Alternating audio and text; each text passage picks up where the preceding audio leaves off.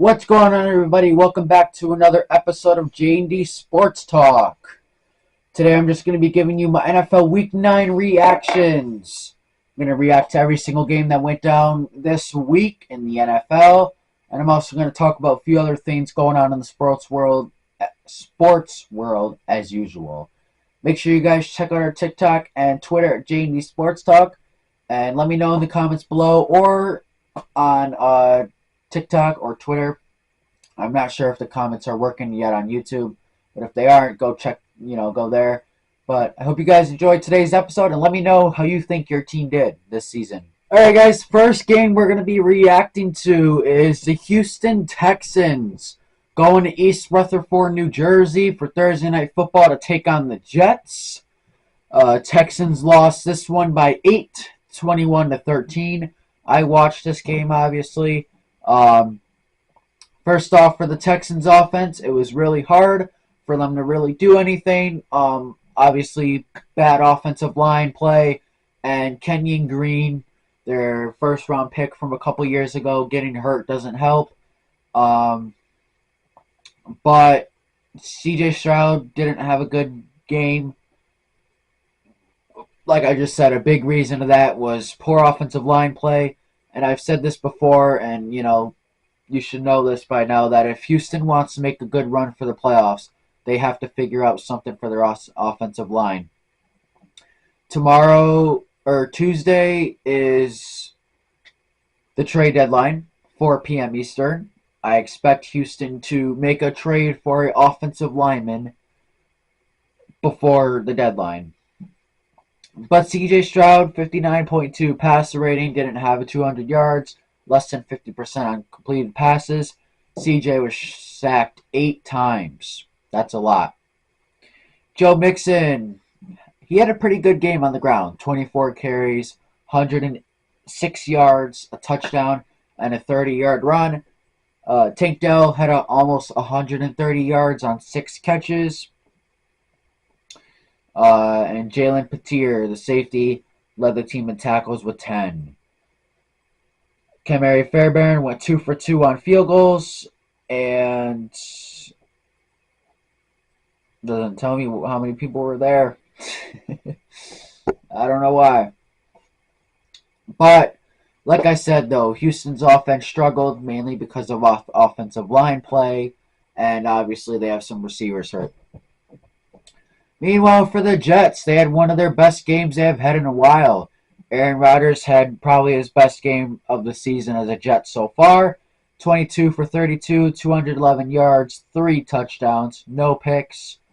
Breece Hall, 74 yards on the ground. Malachi Corley took a run for 18 yards, and he fumbled the ball right before he got into the end zone. After the game, Rodgers said, on the Pat McAfee show, I'm pretty sure, he said they would have had 28, but, so, I guess, called him out. But, not a good play by Malachi. It was a celebration fumble. It wasn't like they ran up, peanut punched it, or nothing like that. It was a celebration fumble. He let go of the ball before crossing the plane. Davante Adams had almost 100 yards, as long as Garrett Wilson. They both played really good football in this game. Davante Adams had a touchdown, and Garrett Wilson had 2 touchdowns. Tight.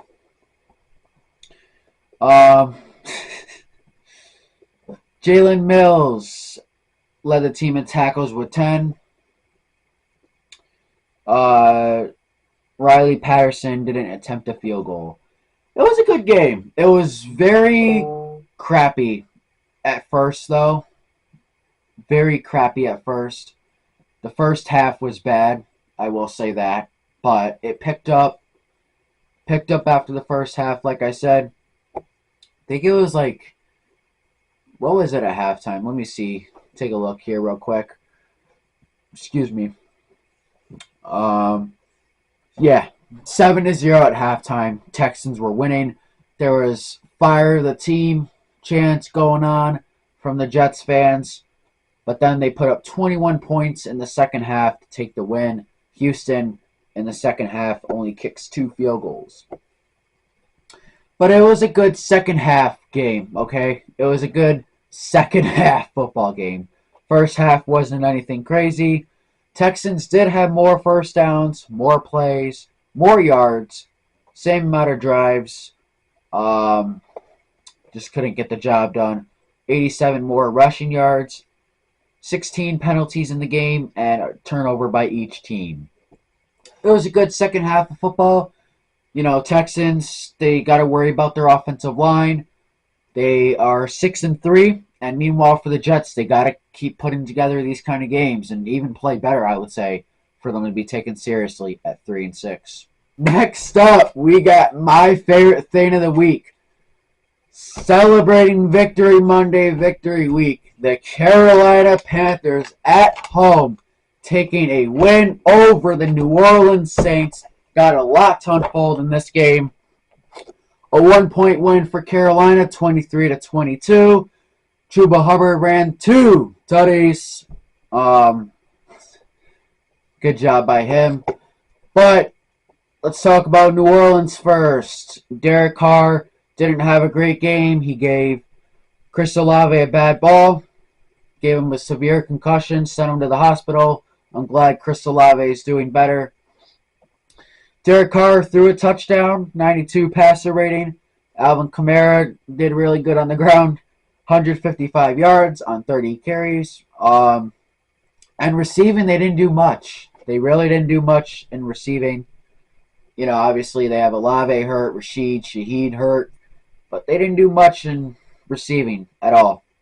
Kamara was their leading receiver, and after that it was Juwan Johnson with 41 yards. So I will say this. I know that Mike Jackson and J.C. Horn both did not allow a single reception for Carolina's defense. Great game. Great job by them two. And the defense is a unit for the most part. Pete Warner led the Saints defense in tackles. Shamir Jean-Charles got an interception for New Orleans, but box score watchers, box score people will just look at that and say, oh, another Bryce Young interception. The interception was on a deep ball. Xavier Legette, with an injured hand, caught the ball right in his chest. I said chest. Chest. And the Saints guy just took it right out. So the interception was Legette's fault, and also a good play by Shamir. But besides that, Legette had a really good game, along with Bryce, even though it wasn't Bryce's fault. Blake Grupe went 3 for 3 on field goals. So 19, 16, 13. So the Saints only got 2 touchdowns. 70,292 at the Bank, the best stadium in the NFL. It was announced Monday morning that the Saints have fired head coach Dennis Allen, something a lot of people, including me, seen coming. He took over for a couple years ago as an interim for Sean Payton when Sean Payton retired. He came in, didn't do that good of a job, kept him for some reason, and they were mid, not making playoffs with the talent they had for 2+ seasons. Saints finally said, get out. After winning their first 2 games, going 2-0, and now having a 7-game losing streak. Now, for the second week in a row, we got people, part of the other team, trash talking us. And I just want to say, Cam Jordan, bro, why are you saying we lost to the Panthers, when you have the same record as us and you're on a 6-game losing streak? Now a 7-game losing streak. Keep it quiet. Meanwhile, for the Panthers, Bryce Young, he had a pretty good game. There was a couple throws where a little shaky, but he had a good game. 16 for 26, 171 yards, a touchdown, 77 passer rating. His first career touchdown drive of many in the NFL with the Carolina Panthers. He led a 3-minute touchdown drive. Chuba Hubbard ran it in. Like I said, though, Chuba Hubbard, 15 carries, 72 yards, and 2 tutties. 2 tutties. Jatavion Sanders, our tight end, rookie tight end out of Texas, had a really good game. He had a hurdle. He just did a lot. He had a good game. Almost 100 yards for the Rook. 4 catches, 87 yards. Meanwhile, Jalen Coker, who's been a steal, like I said, undrafted free agent wide receiver, 2 catches, 36 yards. He did take a screen pass for 18, almost scoring. And like I said, Xavier Legette, since week 4, he leads rookie receivers in touchdowns. Excuse me. He had 4 catches, 33 yards, and a touchdown off a slant route. And for the defense, Damani Richardson, another undrafted rookie, led the team in tackles with 12. Charles Harris had a sack, and we didn't get any interceptions or generate any turnovers. But Eddie Pinheiro went 1 for 1 on field goals. Glad he made it. Like I said, though, good game for the Panthers. I love it. I love how he played. Couple things we got to clean up, but I'm very happy. We won. You're always happy when you win. Good game by Bryce. It's glad to see the players happy after a game. Also, glad to see Bryce happy after a game. And it just refreshes the fans like we won a football game, I am fully confident for the rest of the season, especially next week against the Giants in Germany. But good job, Carolina. Keep pounding. All right, next up, we got a game-winning field goal. Tyler Bass, all the criticism he has taken recently, drills a 61-yard field goal for the win for the Bills. They get the 3-point win over Miami to improve to 7-2. Meanwhile, Miami drops to 2-6. Talking about the Dolphins first. Tua had a pretty good game. Almost completed all his passes. 25 for 28, 231 yards and 2 touchdowns. 124 rating. Devin Achane, 12 carries, 63 yards and a touchdown. Raheem Mostert had 56 on the ground. And Tyreek Hill had 4 catches, 80 yards. He led the team in receiving. What's going on with Jalen Waddle, man? There's a touchdown for him. 2 catches, -4 yards. He did have a touchdown, so I guess it's good. And Devin Achane also had a receiving touchdown. So Devin Achane has 2 tutties. 2. Anthony Walker Jr. led the team in tackles with 10. Jalen Ramsey had an interception off Josh Allen. It was pretty cool. I don't know. Jason Sanders went 2 for 2 on field goals, and there were 70,862 in attendance at Highmark Stadium. Been there a couple times. Meanwhile, for the Bills, Josh Allen, 25 for 39, 235 yards, 3 touchdowns to a pick. Only sacked once. Tua was sacked once, too. James Cook, 44 yards on the ground. Ray Davis had a very nice receiving touchdown. 64 yards for Buffalo. And Khalil Shakir, 6 catches, 50 yards. And Mac Hollins, I think that's his first touchdown with Buffalo. Quinn Morris also had a touchdown for Buffalo. Dorian Williams had 12 tackles, and Buffalo didn't get any interceptions. Tua did a good job at protecting the football this week. Tyler Bass, 3 for 3 on field goals, including a 61-yard game winner. Was a good game. Like I said, came down to the wire. Both teams battled. Good scoring game. Wasn't too crazy. Wasn't too low. Pretty good game. Look at that team stats here. Miami did have more first downs, more yards, less passing yards, more rushing yards by a good margin.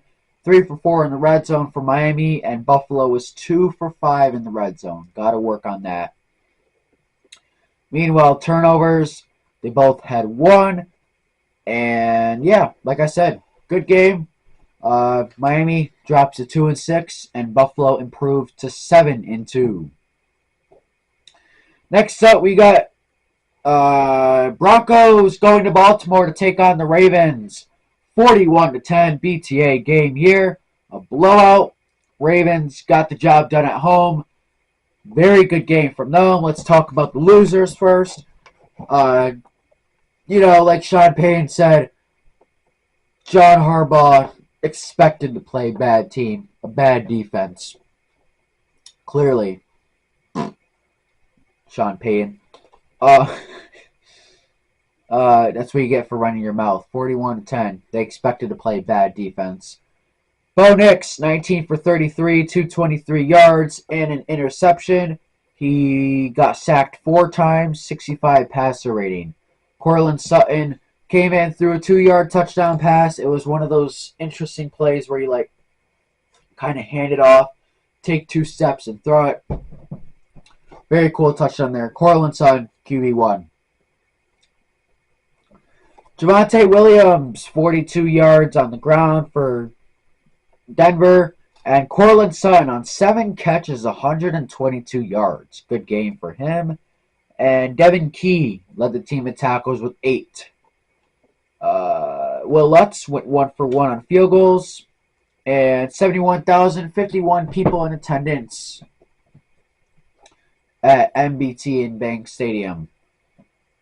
Meanwhile, for the Ravens, a really good game. Lamar went 16 for 19, 3 touchdowns, 280 yards. He had a perfect passer rating. Congratulations, Lamar, on that.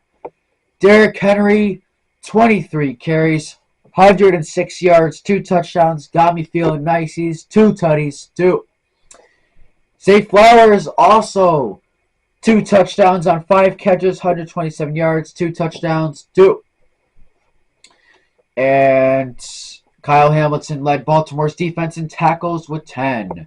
And Justin Tucker went 2 for 2 on field goals. The longest was from 37. Baltimore dominated in this game from start to finish.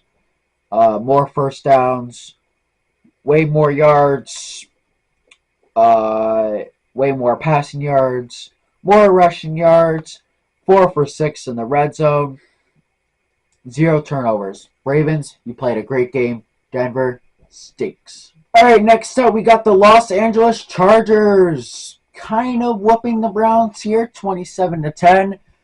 From, seeing this game, it was pretty much Chargers from first quarter to fourth quarter. Good game by Justin Herbert. 18 for 27, almost 300 yards, 2 touchdowns. 125 passer rating. J.K. Dobbins, 14 carries, 85 yards, and 2 touchdowns. 2. Meanwhile, for the receiving, a lot of players got some touchdowns here. Quentin Johnson, he had a breakout game. 4 catches, 118 yards, and a touchdown. Ladd McConkey had 64 yards. Joshua Palmer on 2 catches had a touchdown.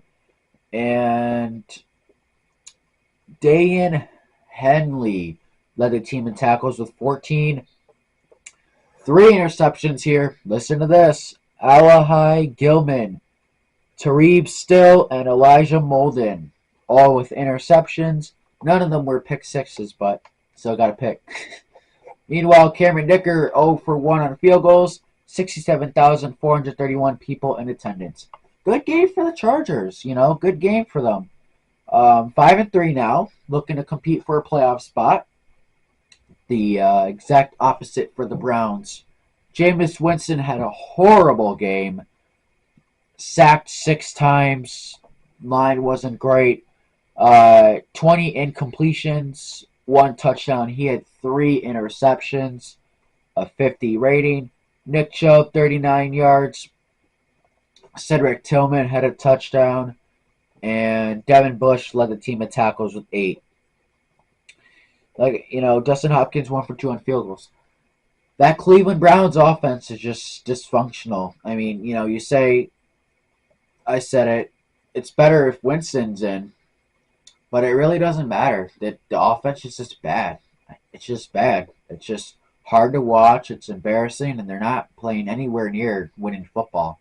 That's the reason why they're 2-7. Meanwhile, for the Chargers, they're they're making a good push for a playoff spot, looking for that 6th or 7th speed. You're obviously speed seed. You're obviously not going to win the division over the Chiefs, but you're definitely competing with Denver. Next up, we got the Raiders going to Cincinnati to take on the Bengals. Blowout. Let's just say Raiders have fired offensive coordinator Luke Getsy, and they also fired their quarterbacks coach and their offensive line coach. So we'll see if the Raiders offense gets better from that. I doubt it. Gardner Minshew. He got benched. Not good. Desmond Ridder came in through a touchdown.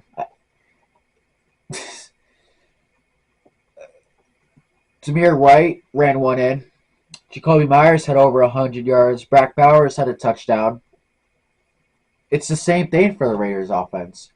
The quarterback sucks. They get benched. And they have a terrible run game. And Brock Bowers dominates. And here and there, Jacoby Myers plays good. Same thing. Trevin Moehrig led the team in tackles with 13. And Jack Jones with a 29-yard pick six. That was a good one. He just read the screen like a book off Joe Burrow.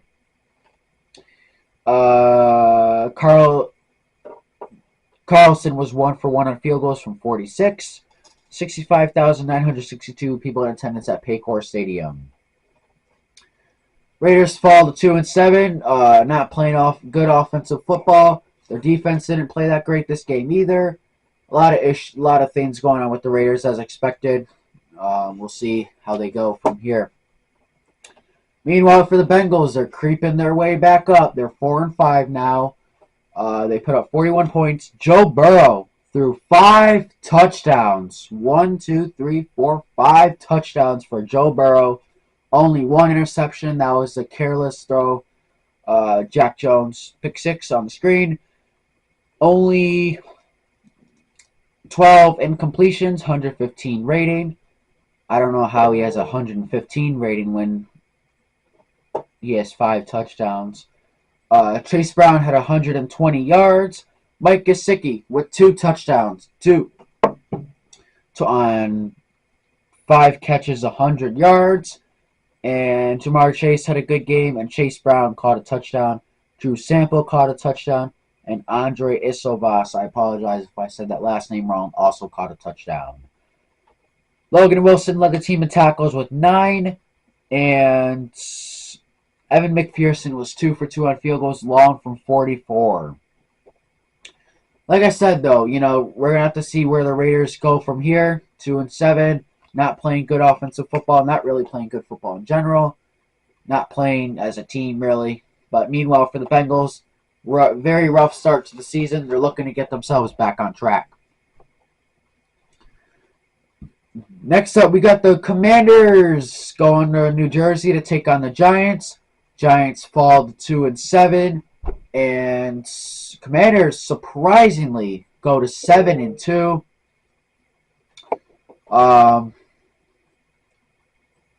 Terry McLaurin hit the too small silly after his second touchdown. But for the Commanders, Jaden Daniels, 7 incompletions, 209 yards, 2 touchdowns, 128 rating. Chris Rodriguez Jr. led the team in rushing. Austin Eckler ran one in. Noah Brown, 60 yards, led the team in receiving. And on 2 catches, Terry McLaurin had 2 touchdowns. 2. Jeremy Chin, former Panther, led the team in tackles with 13. It's a good game from Chin. And Austin Seibert went 2 for 2 on field goals. Longest was from 31. 77,994 people in attendance at MetLife Stadium. Meanwhile, for the Giants, Daniel Jones didn't do that bad for Daniel Jones. I don't know how he had a rushing touchdown on that one play, but he did. He made it work. 20 for 26, 174 yards and 2 touchdowns. Tyrone Tracy led the team in rushing. Daniel Jones was close to him somehow. Malik Neighbors obviously led the team in receiving. Theo Johnson caught a touchdown, and Chris Manhertz caught a touchdown. They're two tight ends. Well, two of their few tight ends.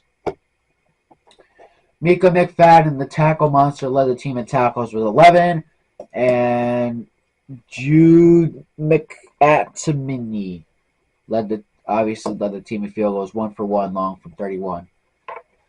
5.1 for the Commanders. They improved to 7-2, and meanwhile the Giants dropped to 2-7. And next up, we got the Dallas Cowboys going to Atlanta to take on the Falcons. I don't know what to say about the Cowboys, man. 3-5 now. Meanwhile, Atlanta, they improved to 6-3, 27-21 point win here. Dallas just played terrible football once again. Obviously, they have a Jerry Jones problem, and hopefully they can make some moves before the trade deadline on Tuesday at 4 p.m. Eastern.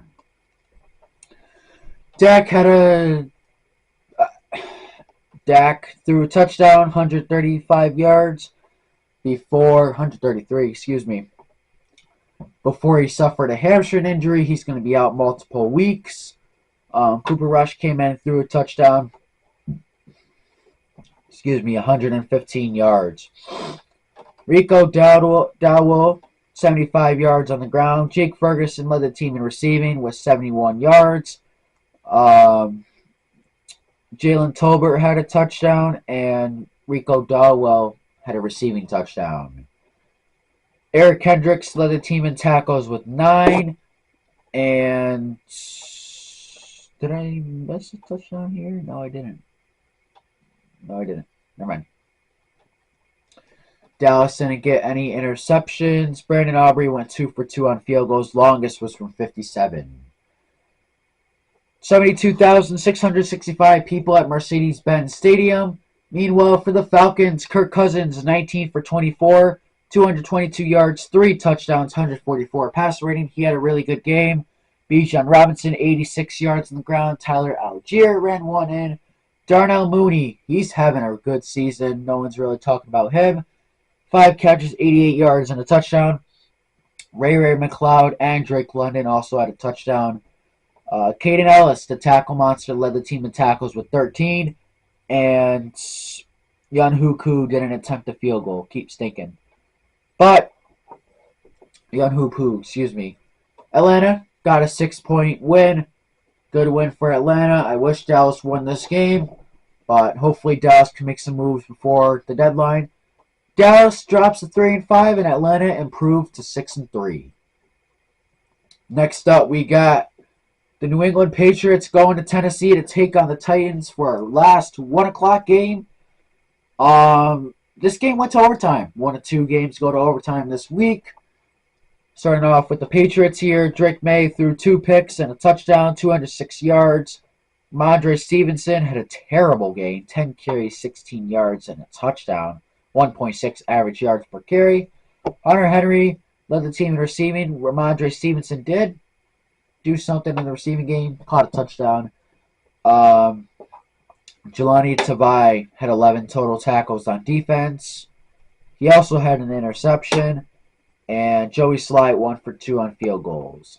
66,533 people in attendance at Nissan Stadium. Meanwhile, for the Titans, Mason Rudolph won them this game. 240 yards, 2 touchdowns, and a pick. Tony Pollard, 128 yards on the ground. Calvin Ridley led the team in receiving, but Nick Westbrook-Akine with another touchdown, and Nick Vannett with a touchdown. Jack Gibbons led the team in tackles with 14, and Amani Hooker had 2 interceptions. That's good. Nick Folk went 2 for 2 on field goals. Trash versus garbage game here, I have to say. New England 2-7, Tennessee 2-6. Overtime game. Guess it was a good game, but not as good as the other games this week. Next up, we got the locker room lost Bears going to Arizona, getting kicked by 20 points. I'm glad Arizona wanted to win this game. I wanted them to win. Only field goals for the Bears. Uh, Caleb Williams struggled, sacked 6 times, 217 yards, 68 passer rating. DeAndre Swift, 51 yards on the ground. A chop block led to safety. Roma Doomsday had over 100 yards. And Elijah Hicks led the team in receiving, with tackles with 8. No interceptions for Chicago. Carlos Santos went 3 for 3 on field goals, obviously. His longest was from 53. Terrible game by Chicago's offense. I watched the Lions and Packers game in some red zone at this time. This was our first, afternoon game. Meanwhile, for the Cardinals, Kyler Murray, 13 for 20, 154 yards. James Conner, over 100 yards on the ground. Amari DeMarcado with a touchdown. And Trey Benson, the rookie out of Florida, with a touchdown. And Trey McBride ran one in for a touchdown. All 3 rushing touchdowns for Arizona. Impressive. Budda Baker led the team in tackles with 12. And no interceptions, but Chad Ryland went 2 for 2 on field goals. Longest was 55. So that's interesting. They had 3 rushing touchdowns, 21, then a safety, 23, then 20, then 2 field goals, 26, 29. Arizona won this game good. Glad they won. Chicago needs to figure it out quick if they want to make their little playoff push with Caleb. But good job for Arizona. They were my dark horse team entering the season.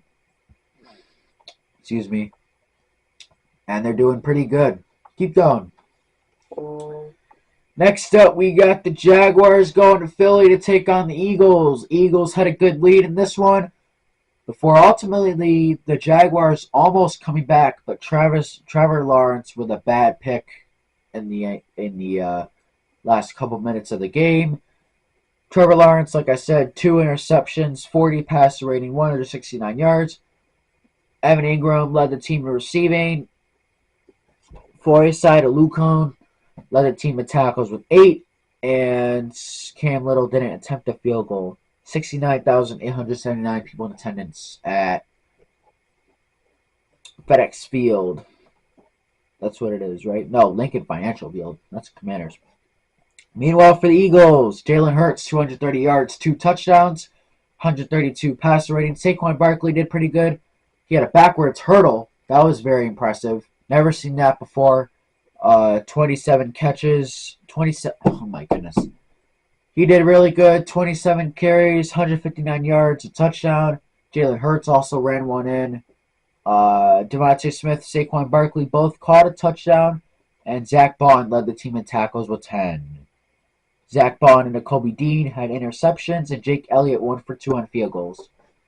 Seemed like a good game, not too high scoring, not too low scoring, just like the Miami and Buffalo game, even though Miami and Buffalo was closer throughout.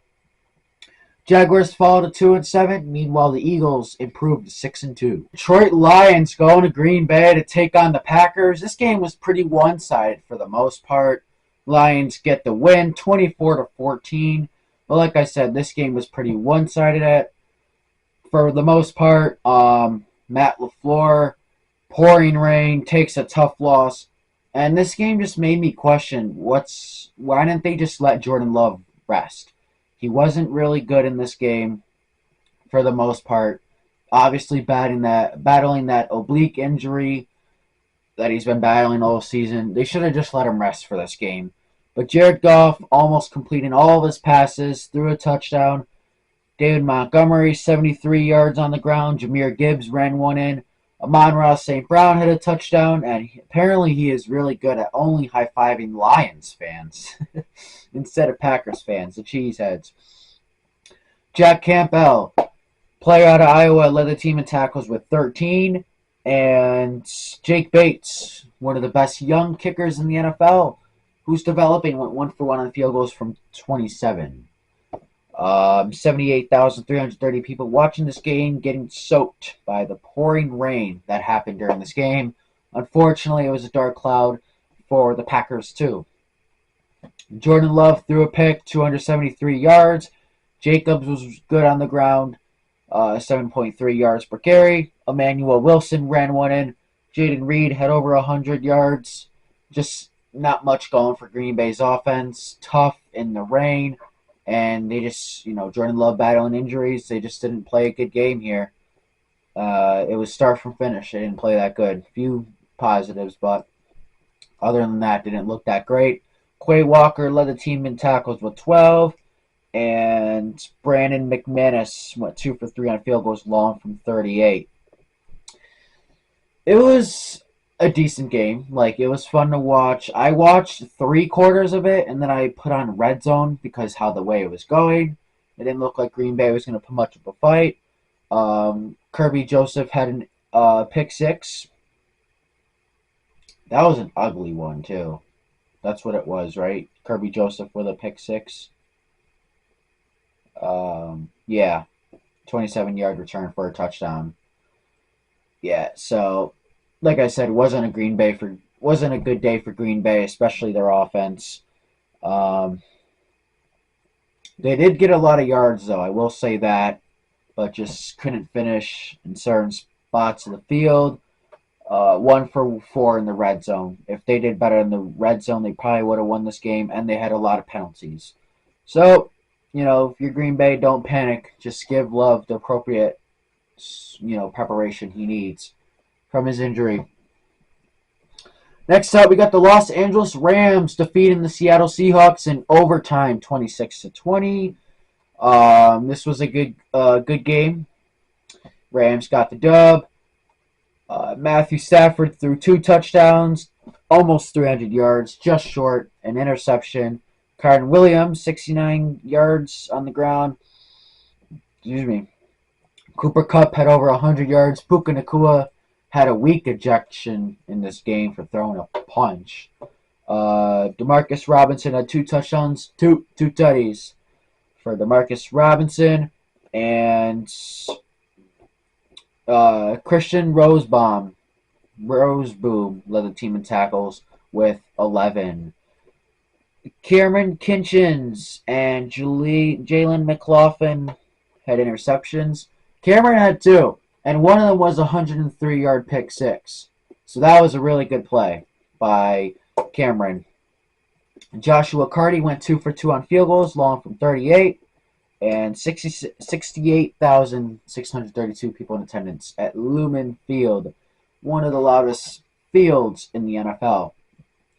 Meanwhile, for Seattle, Geno Smith did not have a good game from what I've seen. He threw almost 400 yards, but 3 touchdowns, 3 picks. Kenneth Walker had 83 yards on the ground. Jackson Smith-Njigba had almost 200 yards, 7 catches, 180 yards. He had a really, really good game. 2 touchdowns, 2 tutties. Tyler Lockett also had a nice touchdown, and Tyrell Dodson led the team in tackles with 9, as long as Ernest Jones, who they just got from Tennessee, pretty sure. Tariq Woolen had an interception for Seattle, and Jason Myers didn't attempt a field goal. So it was a pretty good game. Geno Smith has to cut down the turnovers. He's throwing a lot of yards this season. Seattle had more yards per play, more passing yards. Seattle did not bad. More rushing yards. 1 for 4 in the red zone. Rams were 1 for 3 in the red zone.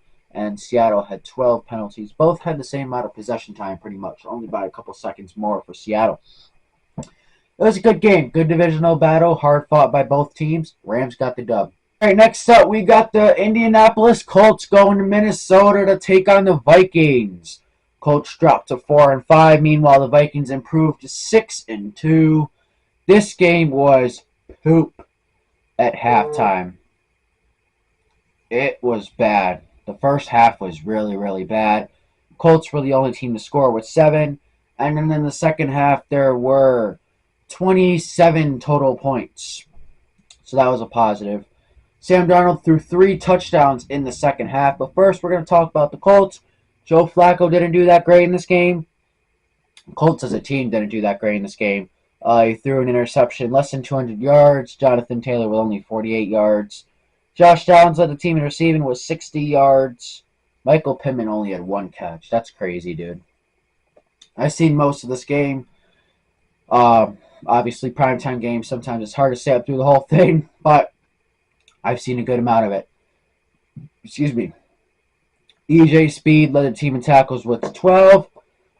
The Colts defense generated 4 sacks. Nick Cross and Zaire Franklin had interceptions. Matt Gay went 2 for 3 on field goals. Longest was from 54. And 66,954 people in attendance at U.S. Bank Stadium. Meanwhile, for the Vikings, Sam Darnold, 290 yards, 3 touchdowns, 2 picks. Aaron Jones had 64 yards. Justin Jefferson had a good game, 7 catches, 137 yards. Josh Oliver and Jordan Addison both found the end zone once. TJ Hawkinson, in his game back from a torn ACL last December, had 3 catches, 27 yards. Ivan Pace Jr. led the team in tackles with 6. And Byron Murphy Jr. had an interception. Will Reichard went 0 for 2 on field goals. Unfortunately, he's heading to the IR. One of the best kickers in the NFL so far this season. This was a shitty first half, in my opinion. I think a lot of people would say that. But the second half was a pretty good half. Colts, I wish they played better. Vikings, meanwhile, squeezed out a win on primetime to improve to 6-2. Impressive. Next up, we got the Tampa Bay Buccaneers going to Kansas City. This was our 3rd overtime game of the week. That's pretty nice. I got this game right. The Bucs fall to 4-5. Meanwhile, the Chiefs improve to 8-0. When will the Chiefs lose their first game? We will have to see. Tampa Bay, Baker threw right on the dot, 200 yards, 2 touchdowns. Rachaad White on the ground. Rashad White ran one in, but Bucky Irving had 7 carries, 24 yards. Not much of a run game for the most part for Tampa. That Rachaad White rushing touchdown, I'll tell you what, had very good ball carrier vision and patience. For Tampa Bay, with their top 2 receivers out, unfortunately, Chris Godwin and Mike Evans. Godwin out for the season, and Evans, I believe, is on IR or a couple more weeks. But K-Don led the team in receiving, 8 catches, 77 yards, and a touchdown. And Antoine Winfield Jr. had 12 tackles. I almost said tacos. Holy cow. Led the team in tackles with 12. Chase McLaughlin went 1 for 1 on field goals. Longest was from 47. And, yeah, I mean, Tampa Bay played pretty good. A couple things they could have done better, but they played pretty good. Meanwhile, for the Chiefs, Patrick Mahomes, 291 yards, 3 touchdowns. Kareem Hunt ran one in, over 100 yards for him. He's been having a good comeback so far. Travis Kelce led the team in receiving. He had 14 catches, 100 yards. But DeAndre Hopkins had the best game, in my opinion. 8 catches, 86 yards, and 2 touchdowns. That one catch he had with like 2 people in his face on a seam route, that was really good.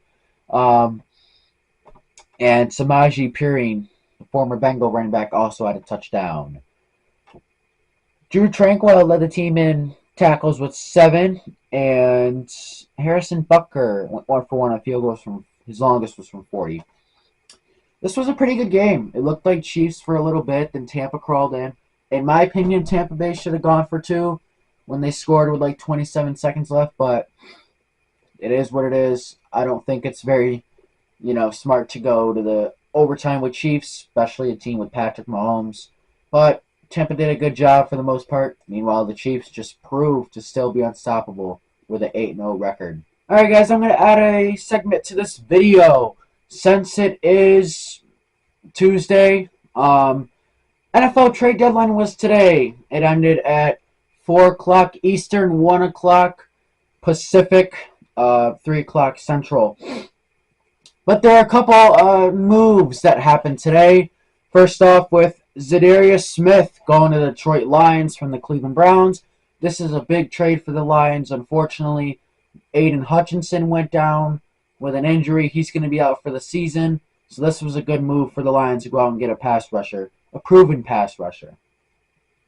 And this is one that I like. Jonathan Mingo to the Dallas Cowboys. And a 2025 7th round pick for a 4th round pick. When I first seen this trade pop up, I was like, okay, we traded Mingo. You know, thank you for everything you did as a Panther. But I was like, is this like a pick swap, like a 6th or 7th swap? You know. But then I seen we got a 4th round pick, and that made me happy. So I was surprised by that. Considering that DeAndre Hopkins got traded for like a 5th round pick. Amari Cooper was a 3rd. Devontae was a 3rd. Confidential 3rd. And I'm missing one here. Who am I missing? They also got traded for a 5th round pick.